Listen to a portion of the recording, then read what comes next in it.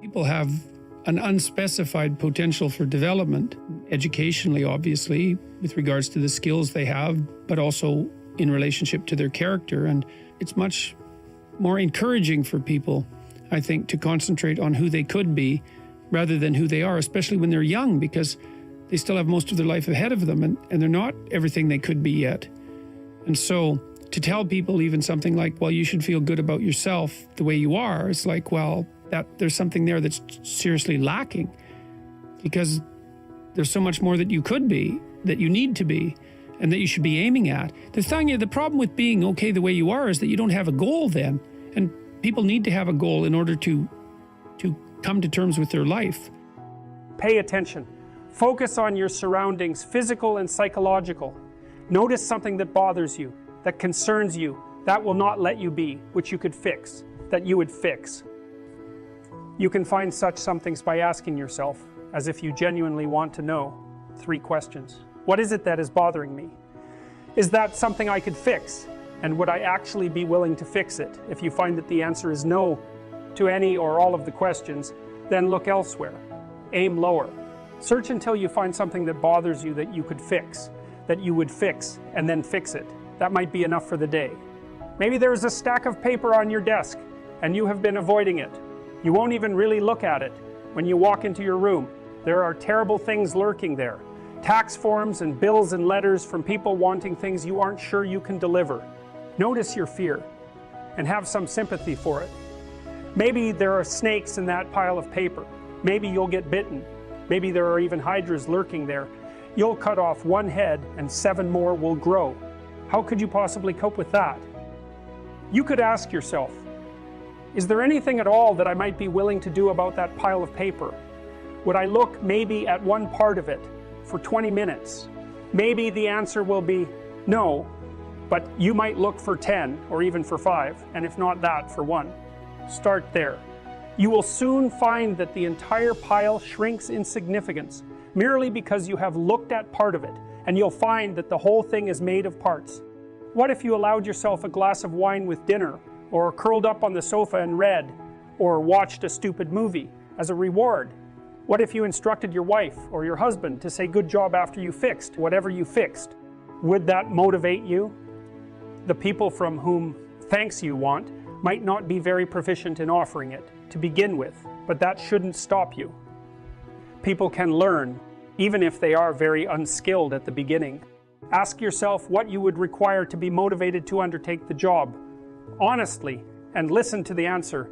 Don't tell yourself, I shouldn't need to do that to motivate myself. What do you know about yourself? You are, on the one hand, the most complex thing in the entire universe, and on the other, someone who can't even set the clock on your microwave. Don't overestimate your self-knowledge. Let the tasks for the day announce themselves for your contemplation. Maybe you can do this in the morning as you sit on the edge of your bed. Maybe you can try the night before when you are preparing to sleep. Ask yourself for a voluntary contribution. If you ask nicely and listen carefully and don't try any treachery, you might be offered one. Do this every day for a while, then do it for the rest of your life. Soon you will find yourself in a different situation. Now you will be asking yourself habitually, what could I do that I would do to make life a little better? You are not dictating to yourself what better must be. You are not being a totalitarian or a utopian, even to yourself, because you have learned from your own experience that being a totalitarian is a bad thing. Aim high. Set your sights on the betterment of being. Align yourself in your soul with truth and the highest good. There is habitable order to establish and beauty to bring into existence. There is evil to overcome, suffering to ameliorate, and yourself to better. It is this, in my reading, that is the culminating ethic of the canon of the West. It is this, furthermore, that is communicated by those eternally confusing, glowing stanzas from Christ's Sermon on the Mount, the essence, in some sense, of the wisdom of the New Testament. This is the attempt of the spirit of mankind to transform the understanding of ethics from the initial, necessary, thou shalt not of the child and the 10 Commandments into the fully articulated positive vision of the true individual. This is the expression not merely of admirable self-control and self-mastery, but of the fundamental desire to set the world right. This is not the cessation of sin, but sin's opposite, good itself. The Sermon on the Mount outlines the true nature of man and the proper aim of mankind. Concentrate on the day so that you can live in the present and attend completely and properly to what is right in front of you. Do that only after you have decided to let what is within shine forth, so that it can justify being and illuminate the world. Do that only after you have determined to sacrifice whatever it is that must be sacrificed so that you can pursue the highest good. Realization is dawning. Instead of playing the tyrant, therefore, you are paying attention. You are telling the truth. Instead of manipulating the world, you are negotiating instead of playing the martyr or the tyrant. You no longer have to be envious because you no longer know that someone else truly has it better. You no longer have to be frustrated because you have learned to aim low and to be patient.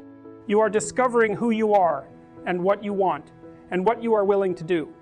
You are finding that the solutions to your particular problems have to be tailored to you personally and precisely.